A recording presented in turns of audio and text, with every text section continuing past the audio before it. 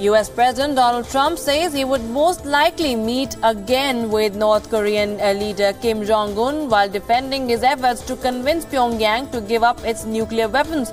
Trump added that he believed North Korea had taken specific steps towards denuclearization, despite widespread doubts about Kim's willingness to abandon his arsenal.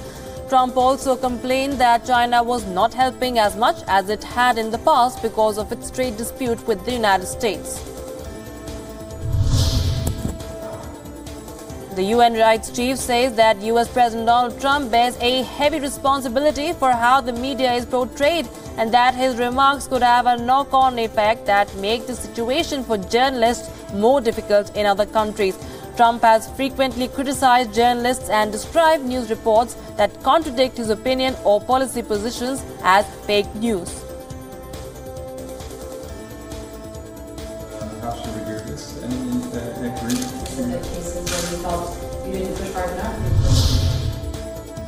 US President Donald Trump defended his border and immigration policy at a White House event for members of the Immigration and Customs Enforcement, also known as the ICE. He says that his opponents have no courage, no guts, just big, loud mouths, while saying that he expects Republicans to do well in the upcoming midterm elections. All 435 U.S. House members and one-third of the Senate are running for re-election in November. A number of European banks are facing financial pressure this week over concerns about the exposure to Turkey's economic crisis.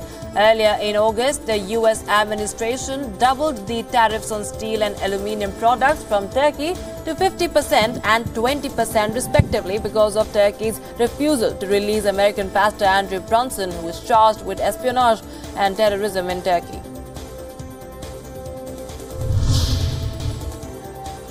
Chinese Premier Li Keqiang and visiting Malaysian Prime Minister Mahathir Mohamad vowed to strengthen bilateral ties, especially in business and trade. Li welcomed the Malaysian leader at the Great Hall of the People before they headed for a closed-door meeting. Both expressed good wishes for the development of bilateral ties. Li says that the ties between China and Malaysia will always be solid, stable, and carry good intentions.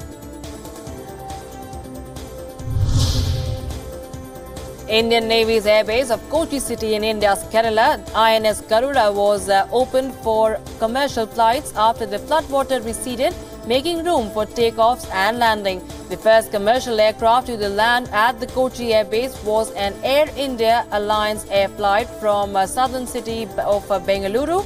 This is the first time in years that a naval base is being receptive to commercial traffic. Marooned flood victims have finally seen a ray of hope with the chance of migrating to drier lands. With hundreds of thousands displaced and close to 400 dead, the hospitals of India's flood-ravaged Kerala state have prepared for what is feared waiting in the aftermath of the floods.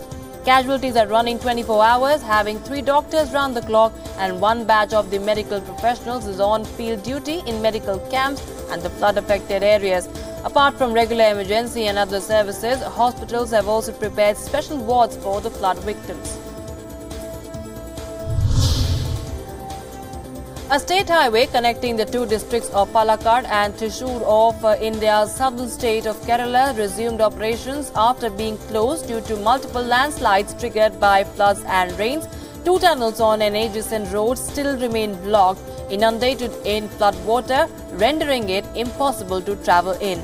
This road had been covered with debris which had rolled down and hit a car, injuring 1, but now vehicles are moving smoothly. Hindu pilgrimage Amarnath Yatra entered its final leg as a group of priests carrying Chari Mubarak, the holy mace of Lord Shiva, conducted final rituals before setting off for the cave shrine from Srinagar city. The group of priests who are undertaking the annual pilgrimage to Lord Shiva's cave shrine left for the holy Amarnath shrine after conducting religious rituals and prayers at a local Shiva temple.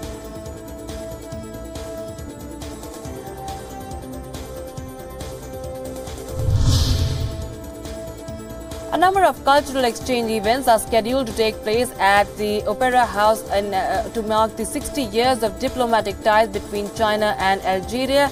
In 2014, the two countries upgraded their relations into a comprehensive strategic partnership. As a symbol of friendship between the two countries, the Chinese government donated $40 million to build an opera house in Algeria.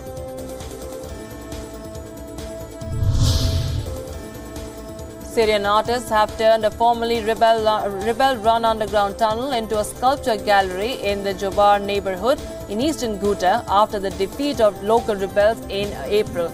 It took 25 days for the 18 artists to complete the 9-meter-long sculpture wall, which mainly depicts scenes of war and peace, such as a Syrian soldier holding a gun under the Syrian national flag or a child releasing a white pigeon that symbolizes peace. A huge banyan tree growing through a residential building in South China's Guangzhou looks like a scene straight from Angkor Wat. The tree is so deeply clutched to the 4-story building, one would be forgiven to think it's been glued there. Local residents believe the tree might have rooted and sprouted from within the building's wall. Local authorities cut down the tree and sprayed herbicide on the roots for safety reasons. However, this has not stopped the branches and leaves from flourishing on the roof of the building.